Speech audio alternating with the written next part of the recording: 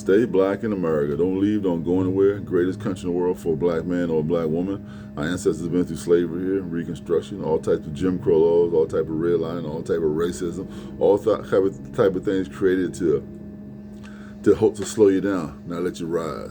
People to keep their foot in your neck.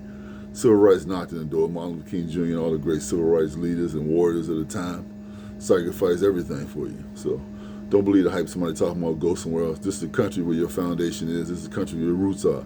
Make your life prosperous and great right here in the United States of America. Black people alone in the United States are the 15th largest economy in the world. Of course, the United States is number one. We can make our economy here go from 14 to 13 to 10, as high as we want it. We acquire more real estate, acquire more assets, acquire more money, income, jobs, and so forth, and our income just rise more, man. We become even more dominant as far as the world is concerned. So don't believe the hype, stay here. Today I'm going to talk about a term like intimate domain, something that I deal with as a family here back in 1995. Yeah, you deal with this intimate domain thing back in 1995. The federal government gave the Metro Transit System intimate domain to build a 101-mile track through Maryland and District of Columbia. And just happened to be that our unfortunate luck, or fortunate luck, was that from the Fort Todd Metro Station to Green Line, we were the first private property they were going to encounter. So they encountered us. And I noticed there's like different phases of people that work for the Metro Transit System. So the ones they sent out first were like, I guess you would call low-tier employees, maybe under, employees that are not getting paid a lot of money. They came out basically bully tactics. Oh, you got to get off this property, intimate domain. You got to go. We're trying to build a station up here. We need this property, blah blah. Because I guess I'm sure all projects take a certain amount of time, and they allocate a certain amount of time to them because time is money. That's people deal with first. Very rude, disrespectful. I'm dealing with a heavy-set African-American woman talking about, I'm going to be here when they move you out of here. Look at me. I'm like saying, what did she get her anger and hostility from? Because, this is like something just throwing me. We heard projected back in the 70s something might happen, but this is 1995, man. She heard something like 20-some years ago that might happen. This is 1995. So come through, man, bully, putting the current on. So, my mom and dad being wise people, owned this property since 1967. So basically contracted a lawyer, got a letter written. And by chance, the lawyer that we contacted was Vincent Orange, young fella back then, a council member, ended up being a council member. He was a lawyer. Came from Oakland, California, moved to Washington, D.C. A lot of people leave other places, come somewhere for brighter future. So we got him, wrote a letter. Back in the day, you composed a letter, $300 letter back in the day, 1995. So we got a meeting with the Metro people to discuss how this intimate domain was going to affect us, and our fee simple intimate domain, and blah blah blah, how it's going to affect us. So you notice that we got a different type of people. Then we got Caucasians, we got more intellectual black folks, and they sat down and said, well, your property is not going to be destroyed or seized. We're building tunnels underground. We're building inbound and outbound tunnels for the Green Line Metro Station to Fort Todd. You're the first leg, the first place people came across. So we give you the option is you can sell us your property for a fee simple price, market value, or you could just be relocated and come back to your property again when we finish tunneling and making our tunnel. We're not gonna have to seize your property because we're not building anything above ground, right? So everything became a little clear. The first group of people just bully, want to push you off something. But the second group, more intelligent, more intellectual, but we had to go through a phase. Had to pay a lawyer, pay some money, have a sit-down meeting, and then all of a sudden it's like Metro's your reaction to Metro is not as negative anymore. You're dealing with people who speaking calm. We're all speaking English. We're speaking calm.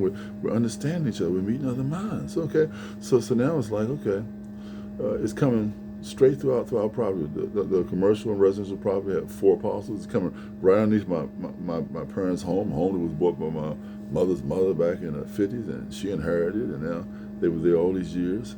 So Metro's coming there really underneath 5009 North Capitol Street and 5011 North Capitol Street Northeast, Washington, D.C., right? So my parents are saying, we do not want to live underneath a tunnel and have this vibration and trains going. It's going to be 70 feet on the ground, but still you feel some sort of vibration. They say, we're not going to live our last golden years, on top of some kind of tunnel. So we prefer to take the fee simple amount, get the money, then purchase something else. We don't want to relocate and come back. Now, the commercial property right across the street from the residential property, which is where I am now, 5018 Rockview Trace Road Northeast, Washington, D.C.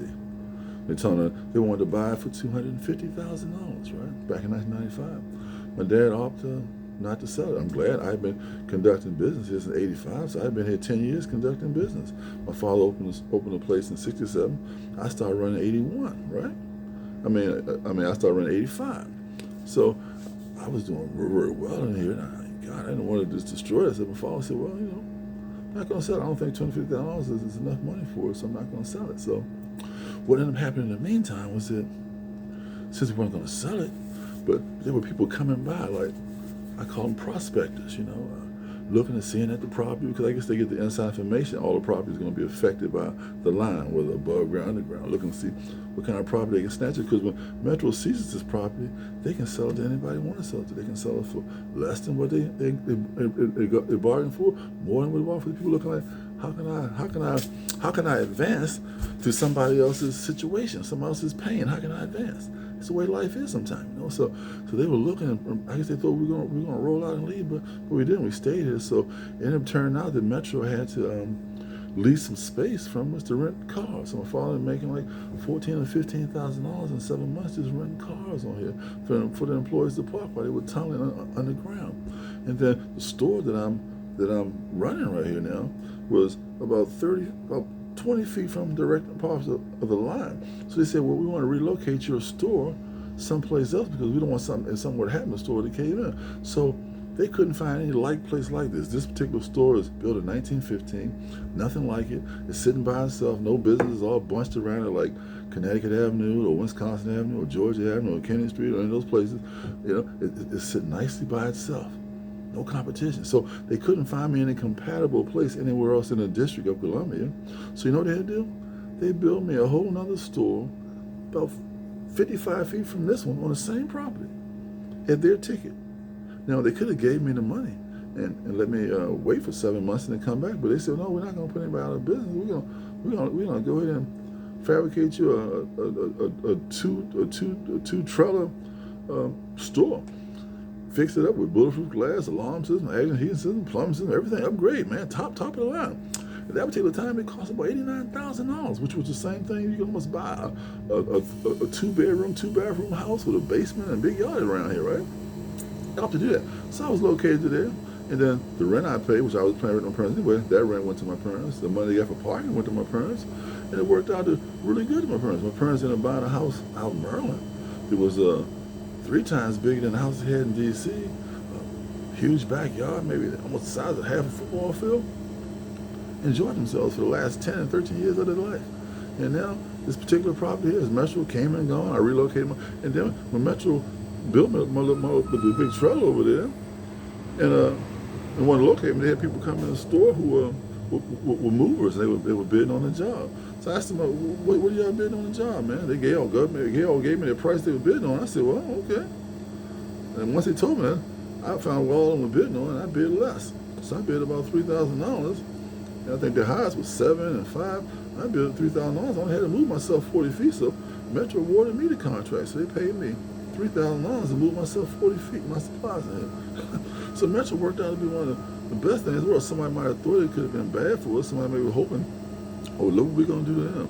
We're gonna just locate them and get them away from where they're going and all that type of thing. So, it's amazing how God works things out, through prayer and faith and diligence and self-control.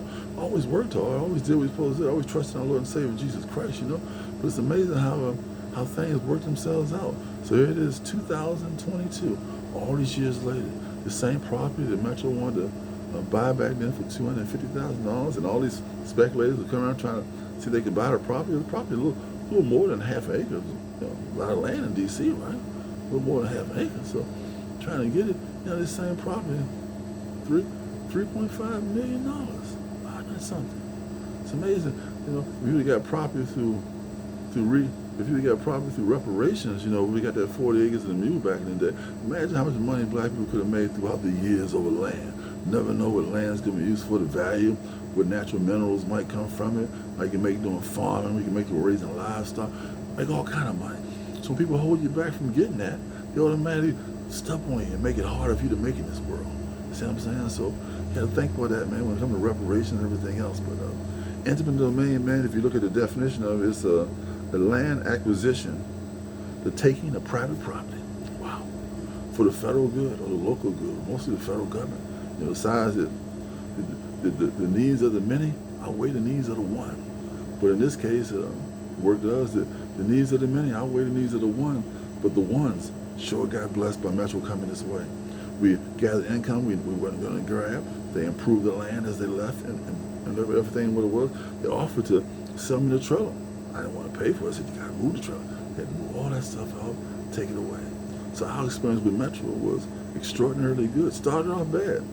Low-tier employees coming, bully tactics, talking rude, acting like that, to intellectual people talking sophisticated, getting things done in a proper fashion. So stay black in America, don't go anywhere. Greatest country in the world for opportunities, man. Don't believe the hype. Anybody telling you to leave is lying to you, not looking out for your better interests. Stay black in America and keep prospering. Till next time.